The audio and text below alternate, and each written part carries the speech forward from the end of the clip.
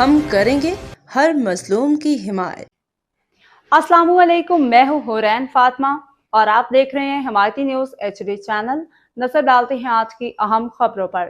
تھانہ سکھن پولیس کی شاندار کارکردگی، لاوارث موٹر سائیکل اصل مالک کے حوالے۔ رپورٹ احمد دین حمایتی، روزنامہ حمایتی نیوز کراچی۔ تھانہ سکھن پولیس نے اپنی بہترین پیشہ ورانہ صلاحیتوں کا مظاہرہ کرتے ہوئے ریڈی گوٹ کے علاقے سے ایک لاوارث موٹر سائیکل برآمد کرکے اسے اصل مالک تک پہنچا دی۔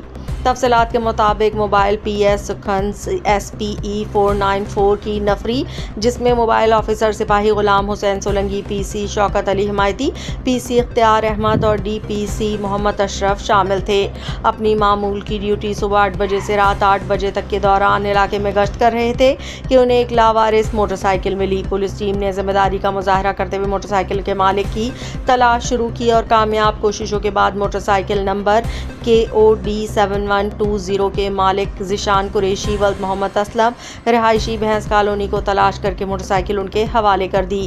اس موقع پر ذیشان قریشی نے سندھ پولیس اور تھانہ سکھن کی پوری ٹیم کا تہہ دل سے شکریہ ادا کرتے ہوئے کہا کہ پولیس نے نہ صرف میری موٹر سائیکل ریکور کی بلکہ مجھے خود تلاش کر کے موٹر سائیکل میرے حوالے کی۔ انہوں نے واضح کیا کہ اس تمام عمل کے دوران پولیس نے ان سے کسی قسم کی رقم یا معاوضہ وصول نہیں کیا۔ ذیشان قریشی کا کہنا تھا کہ تھانہ سکھن کی یہ جوان عوام کی خدمت میں مصروف ہیں اور ان کی دیانتداری اور فرض شناسی قابل تعریف ہے۔ دوسری جانب بعض عناصر کی جانب سے تھانہ سکھن کے SHO عرفان سیتو اور پولیس افسران کے خلاف جھوٹی اور بے بنیاد اطلاعات پھیلانے کی کوشش کی گئی، جن کا مقصد پولیس کی نیک نامی اور عوامی اعتماد کو نقصان پہنچانا تھا۔ تاہم اس واقعے نے ثابت کیا کہ سندھ پولیس کے افسران اور جوان عوام کی خدمت اور امانت کی حفاظت کے لیے بھرپور کردار ادا کر رہے ہیں۔ علاقہ مکینوں نے بھی پولیس کی اس شاندار کارکردگی کو سراہتے ہوئے پوری نفری کا شکریہ ادا کیا اور سندھ پولیس زندہ باد اور تھانہ سکھن پولیس زندہ باد کے نعرے لگائے۔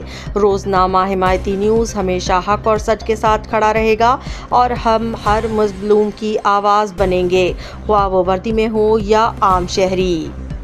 باخبر رہیے ہر جگہ ہر وقت، جانیے ملکی و غیر ملکی حالات و واقعات یقین کے ساتھ۔